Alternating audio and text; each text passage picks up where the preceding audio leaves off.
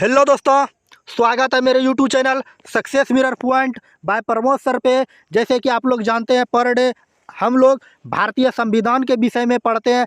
आज भी हम लोग भारतीय संविधान के विषय में पढ़ेंगे। इससे पहले हम लोग भारतीय संविधान में आपातकाल के विषय में पढ़ रहे थे। किसके विषय में? आपातकाल के विषय में। आपातकाल का एक वीडियो आपको मिल गया होगा। आज जो है इसके विषय में हम लोग दूसरा वीडियो बनाएंगे। इनके बाद हम लोग तीसरा वीडियो बनाएंगे। आपातकाल क्या बताए थे हम लोग? तीन तरह से होते हैं। तीन तरह से कौन कौन होते हैं? एक राष्ट्रीय आपातकाल, राष्ट्रपति शासनकाल और वित्तीय आपातकाल। आपातकाल की बात करें तो भारतीय संविधान भाग 18 और अनुच्छेद 352 से 360 में आपातकाल की चर्चा की गई है। ये जर्मनी के संविधान से लिया गया है। आपातकाल की बात करें, राष्ट्रीय आपातकाल की बात करें, अनुच्छेद 352 का आता है राष्ट्रीय आपातकाल, जिसको अंग्रेजी में कहते हैं नेशनल इमरजेंसी। इससे पहले हम लोग क्या पढ़े? नेशनल इमरजेंसी के विषय में पढ़ लिए हैं। उसको लगाने की प्रक्रिया, हटाने की प्रक्रिया, प्रभाव आम जनता पर क्या पड़ता है, उनके विषय में हम लोग देखें। आज जो पढ़ेंगे हम लोग, उससे पहले बता देते हैं, अनुच्छेद 356 के विषय में पढ़ेंगे। इसमें राजकीय आपातकाल या राष्ट्रपति शासनकाल कहा गया, जिसको अंग्रेजी में स्टेट इमरजेंसी कहते हैं। अनुच्छेद 360 का आता है वित्तीय आपातकाल, जिसको फाइनेंशियल इमरजेंसी कहते हैं। बात समझे? चलिए, आज का जो टॉपिक है, आज का जो टॉपिक क्या है, तो सबसे पहले हम लोग बात करेंगे क्या? अनुच्छेद 356। अनुच्छेद 356 क्या कहता है? भारतीय संविधान में अनुच्छेद 356 क्या कहता है? राज्य आपातकाल या राष्ट्रपति शासनकाल या संवैधानिक आपातकाल की चर्चा की गई है। तो अनुच्छेद 356 में याद रखिएगा, अगर किसी भी एग्जाम की तैयारी करते हैं, bank, SSC, railway, group D, UPSC, BPSC, Bihar police, Bihar दरोगा, या चपरासी, खलासी, ड्राइवर, किसी भी एग्जाम की तैयारी करते हैं तो ये क्वेश्चन याद रखिएगा, कई बार एग्जाम में पूछा हुआ है। आपातकाल से एक क्वेश्चन एग्जाम में दिए ही जाते हैं। अनुच्छेद 356 क्या कहता है? राष्ट्रपति शासनकाल या संवैधानिक आपातकाल या राज्य आपातकाल। ये तीन तरह से इसको किताब में लिखा हुआ है, तीनों में से कोई एक दे सकता है। फिर अनुच्छेद 355 क्या कहता है? अनुच्छेद 355 के विषय में जानते हैं। अनुच्छेद 355 क्या कहता है कि प्रत्येक राज्य संविधान के अनुसार शासन करेगा। प्रत्येक राज्य जो होगा भारत का, वह संविधान के अनुसार शासन करेगा। फिर अनुच्छेद 365 क्या कहता है? राज्य सरकार केंद्र सरकार को निर्देश देगा। राज्य सरकार जो है, ये केंद्र सरकार, राज्य जो है केंद्र सरकार को निर्देश देगा। राज्य जो है केंद्र सरकार को निर्देश देगा कि हम सही काम कर रहे हैं ना, अच्छा कर रहे हैं तो बड़ाई कीजिए, खराब कर रहे हैं तो बुराई कीजिए। राष्ट्रपति शासन में सारी शक्तियां राज्यपाल के पास आ जाती है। ये पॉइंट को याद रखिएगा, राष्ट्रपति शासनकाल में सारी शक्तियां जो है किसके पास आ जाती है? ये राज्यपाल के पास आ जाती है, तथा उस राज्य का निवासी नहीं होता है। और राज्यपाल जो होता है, जिस राज्य में उसको नियुक्त किया जाता है, उस राज्य का वह निवासी नहीं होता है। तो राष्ट्रपति शासनकाल लगाने के लिए सबसे पहले सूचना राज्यपाल देता है कि इस राज्य में विधानसभा भंग हो गया है, आप यहाँ पर राष्ट्रपति शासनकाल लगाइए और सारी शक्तियाँ राज्यपाल के हाथ में आ जाएगा। जो भी काम करना है राज्यपाल करेंगे। अनुमोदन जो करेगा, ये राष्ट्रपति को अनुमोदन संसद करेगा। अनुमोदन मतलब पैरवी जल्दी जल्दी लगाइए ना, तो तुरंत हम लोग चुनाव कर लेंगे और अपना पार्टी का सरकार बना लेंगे। बात समझे? इनके बाद बात करते हैं, लागू करता है कौन? राष्ट्रपति साहब। लागू कौन करेंगे? राष्ट्रपति। जिसके हाथ में शक्ति है वह कुछ नहीं बोलता है, वो चुपचाप टुकुर टुकुर सबका सिर्फ सुनता है।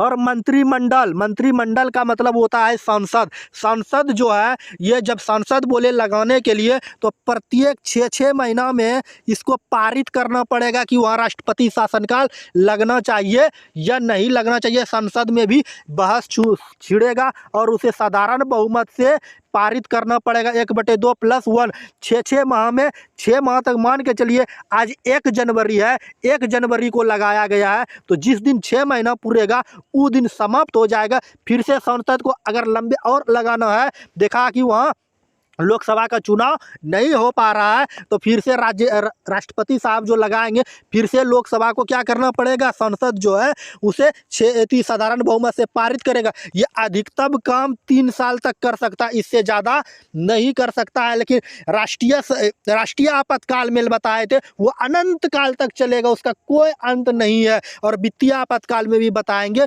वह भी अनंत काल तक चलेगा। बात समझे? अनुच्छेद 356 जो होता है, राज्य की सारी सारी शक्तियां राज्यपाल के पास आ जाती है। किसके पास आ जाती है? अनुच्छेद 356 क्या हो जाता है? राज्य की सारी शक्तियां राज्यपाल के पास आ जाती है। बात समझे? उम्मीद है ये समझ में आई होगी। इनके बाद बात करें बजट जो बनाती है, जिस राज्य में लग गया राष्ट्रपति शासनकाल, बजट जो बनाएंगे वह सांसद बनाएगा। कौन बनाएगा? सांसद। लोकसभा और राज्यसभा दोनों मिलकर बनाएंगे। बात समझे? और कानून या कोई भी विधेयक बनाएगा ये सांसद बनाएंगे। अब चलिए सामान्य पहलू में देख लेते हैं, अगर किसी राज्य में राष्ट्रपति शासनकाल लग गया उसका क्या प्रभाव होता है, उनके विषय में अब हम लोग देख लेते हैं। अनुच्छेद 355 का आता है, इस तरह संघ का यह कर्तव्य होगा कि बाह्य आक्रमण और आंतरिक अशांति से प्रत्येक राज्य की संरक्षा करे।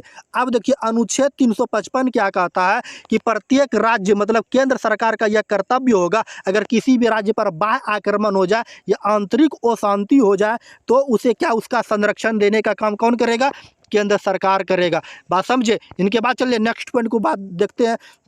इस कर्तव्य के अनुपालन के लिए केंद्र अनुच्छेद 356 के अंतर्गत राज्य में संविधान तंत्र के असफल हो जाने पर राज्य सरकार को अपने नियंत्रण में ले सकता है। अगर अनुच्छेद 356 के तहत राज्य सरकार अपना सही से नहीं चला पा रहा है राज्य, तो वो सफल हो गया तो वह केंद्र सरकार अपने हाथ में ले सकता है। इनके बाद बात करते हैं, यह साम्राज्य रूप से राष्ट्रपति शासनकाल के रूप में जाना जाता है। और नाम किसका होगा?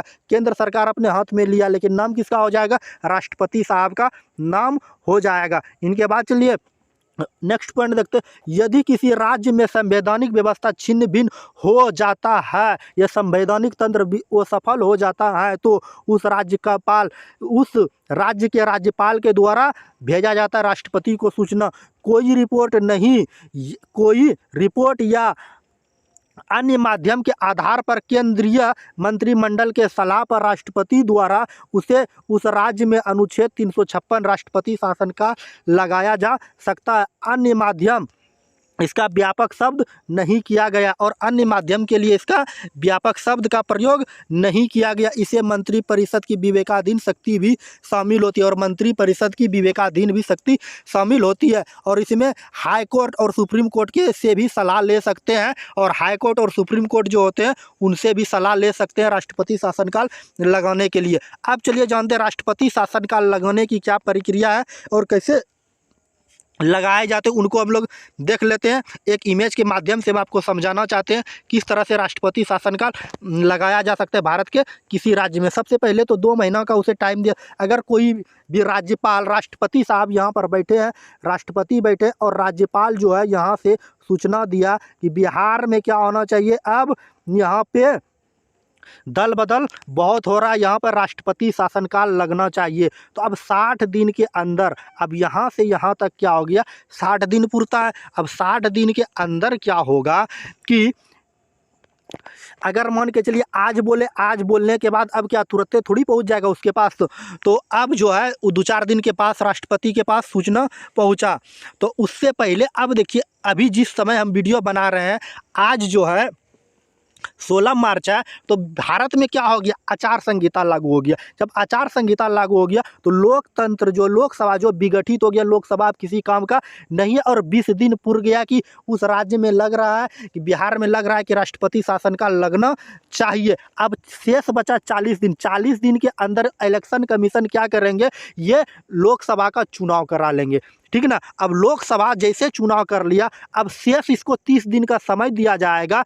30 दिन के अंदर पहली बैठक से इसे साधारण बहुमत से पारित करना पड़ेगा कि उस राज्य में राष्ट्रपति शासन का लगाया जाए या नहीं लगाया जाए। अगर लोकसभा इसे साधारण बहुमत से पारित कर देता है तो ये 6 माह तक लागू रहेगा। अगर इसे पारित नहीं करता है तो समय की समाप्ति के बाद ये क्या हो जाएंगे, जैसे 40 दिन तो समाप्त हो गया था, 40 दिन के समय के समाप्ति के बाद राष्ट्रपति शासनकाल भी समाप्त हो जाएंगे। अब चलिए कुछ पॉइंट को हम बता देते हैं। पॉइंट ये है, लोकसभा विघटित हो जाने पर 20 दिन के अंदर इस अवधि में राज्यसभा इसे साधारण बहुमत से पारित कर सकती है और इस 40 दिन का जो समय था यह राज्यसभा तब तक क्या कर लेंगे, इसे पारित कर देंगे। और लोकसभा की पहली बैठक से इसको भी 30 दिन का समय दिया जाएगा और इसे पारित करेगा। अगर लोकसभा पारित किया तो अगले 6 माह तक लागू रहेगा, अगर पारित नहीं किया तो लागू नहीं रहेगा। अनुच्छेद 356 का आता है मंत्रिमंडल की सलाह पर राष्ट्रपति लागू करते। कौन मंत्रिमंडल की सलाह पर राष्ट्रपति लागू करते? लोकसभा एवं राज्यसभा दोनों साधारण बहुमत से इसे पारित करते हैं। बात समझो, लोकसभा और राज्यसभा इसे साधारण बहुमत से पारित करते हैं। लोकसभा इस अवधि के बीच इसे साधारण बहुमत से पारित करता है और 6 माह तक चलेगा। और यह कितने माह तक चलेगा? 6 महीनों तक। यदि पारित नहीं करते हैं तो समय की समाप्ति के बाद स्वतः यह समाप्त हो जाएगा। राष्ट्रपति शासन किसी भी राज्य के अधिकतम 3 वर्ष तक ही लगाया जा सकता है। किसी भी राज्य में राष्ट्रपति शासनकाल अधिकतम 3 वर्ष तक ही लगाया जा सकता है। इससे अधिक लगाने के लिए संविधान में संशोधन करना पड़ेगा। अभी तक जो है अधिकतम 3 साल तक कभी नहीं लगा है। अगर ऐसा करता है तो संविधान में संशोधन करना पड़ेगा। 1 वर्ष से अधिक के लिए 44वां संविधान संशोधन 1978 द्वारा कुछ शर्तें बनाई गई थी। 1 वर्ष से अधिक लगाने के लिए 44वां संविधान संशोधन 1978 ईस्वी में संविधान में संशोधन करके कुछ बातें इसमें जोड़ा गया था 1978 ईस्वी में। अब चलिए 1 वर्ष से ज़्यादा के लिए शर्त क्या क्या है, इनके विषय में हम लोग जानते हैं। 1 वर्ष से ज़्यादा के लिए शर्त क्या है, कैसे लगाएंगे 1 वर्ष से ज़्यादा के लिए शर्त? तो सबसे पहले जब निर्वाचन आयोग या चुनाव आयोग के कहने पर राज्यों की अभी चुनाव कराना संभव नहीं है, अगर इलेक्शन कमीशन आदेश दे दे 1 वर्ष से अधिक लगाने के लिए राष्ट्रपति शासनकाल, तो तभी हम लोग 1 वर्ष से अधिक लगाया जा सकता है। लेकिन अनुच्छेद आपातकाल, जो राष्ट्रीय आपातकाल अनुच्छेद 352 में, ये दोनों में कोई भी स्थिति हो सकता है। बात समझे? अब चलिए नोट में कुछ बातें जानते हैं। सर्वप्रथम राष्ट्रपति शासनकाल 20 जुलाई 1951 ईस्वी में पंजाब में लागू किया गया था। तो सर्वप्रथम राष्ट्रपति शासनकाल कब लागू किया गया था? तो 20 जुलाई 1951 ईस्वी में पंजाब में लागू किया गया था। अब राष्ट्रपति शासनकाल जिस राज्य में लगता है उसका परिणाम क्या होता है उनको भी देख लेते हैं।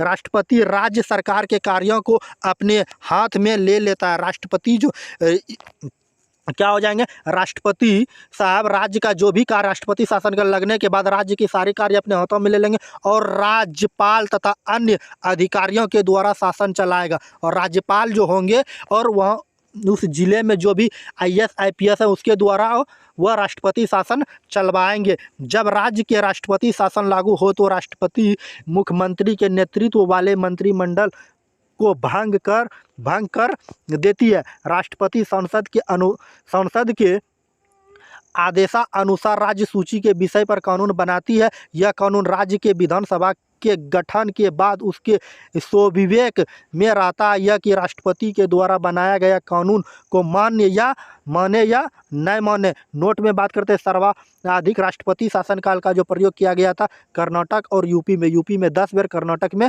9 बार। राष्ट्रपति शासनकाल सबसे लंबे समय तक जो लगा है ये पंजाब में, और सबसे कम समय तक की बात करें केरल में मात्र 7 दिन तक। अब जम्मू कश्मीर में जो राष्ट्रपति शासनकाल लगा है ये 3 बार लगा है। राज्य के संवैधानिक तंत्र जब विफल हो जाएगा अनुच्छेद 356 के तहत क्या किया जाएगा? निर्वाचन आयोग सबसे पहले राष्ट्रपति साहब को आदेश देंगे कि अब हम लोग क्या अभी चुनाव कराना संभव नहीं है, तो अनुच्छेद 356 लगाया जा सकता है राष्ट्रपति शासन का। इसे विधानसभा में भी साधारण बहुमत से पारित करना पड़ेगा। बात समझे? उम्मीद है ये छोटी सी वीडियो आपके काम का चीज़ होगा और समझ में आई होगी। इनके बाद और कुछ भी पॉइंट है उनको भी लगे हाथ हम लोग देख ही लेते हैं। न्यायिक पूर्ण अवलोकन जिसको हम लोग कहते हैं अनुच्छेद 356 के तहत न्यायिक पूर्ण अवलोकन क्या होगा? राष्ट्रपति शासन का अगर लग गया। SR बम्बई बाद 1954 में आया, 1994 ईस्वी में आया था भारत संघ के द्वारा। मूल संविधान में अनुच्छेद 356 में न्यायिक पूर्ण अवलोकन की बात नहीं कही गई थी, लेकिन 44वां संविधान संशोधन 1978 ईस्वी में इसे न्यायिक पूर्ण अवलोकन में लाया गया। जैसे बात करते हैं बाबरी मस्जिद कांड अयोध्या जो यूपी में पड़ता है, जो वर्तमान में अभी वहाँ पे राम मंदिर बन चुका है। इसके बाद में सुप्रीम कोर्ट ने 1994 में SR मुंबई बाद में 9 सदस्यीय खंडपीठ में पहली बार 356 के लिए दिशा निर्देश जारी किया जो निम्नलिखित था। एक एक लिखित को हम लोग समझते हैं कौन कौन से जो सुप्रीम कोर्ट ने लिखित अपना परामर्श दिया था। तो सबसे पहले बात करते हैं 1 नंबर अनुच्छेद 356 की बात करते हैं। अनुच्छेद 356 लगाने के लिए जब समय केंद्र सरकार को स्पष्ट सामग्री का उल्लेख करना चाहिए जिससे न्यायिक पूर्ण अवलोकन किया जा सके। केंद्र सरकार से जवाब मांगा जाएगा और न्यायिक पूर्ण अवलोकन जो है ये केंद्र सरकार से जवाब मांगा जाएगा कि आप क्या कारण से किसी भी राज्य में अपराष्ट्रपति शासनकाल लगा रहे। दूसरी बात कह रहा है बहुमत के संदर्भ में यदि कोई प्रश्न उठता है तो उसकी व्याख्या फ्लोर टेस्ट के माध्यम से होगा। विधानसभा के भीतर बहुमत पारित विधानसभा के भीतर बहुमत परीक्षण करना होगा। बात समझे। इनके बाद चलिए नेक्स्ट पॉइंट 3 नंबर जो उनको हम लोग समझ लेते हैं। 3 नंबर पॉइंट का था जब तक दोनों सदन लोकसभा और राज्यसभा पारित नहीं करता है तब तक विधानसभा निलंबन की स्थिति में रहेगी, अर्थात दोनों सदन साधारण बहुमत से होने के बाद ही विधानसभा भंग होगा। अगर न्यायालय अनुच्छेद 356 के उपयोग को असंवैधानिक घोषित करता है तो पुरानी सरकार तथा विधानसभा की बहाल किया जाएगा। शर्त यह है कि नया चुनाव नहीं हुआ हो। बात समझे। इनके बाद कह रहा है कि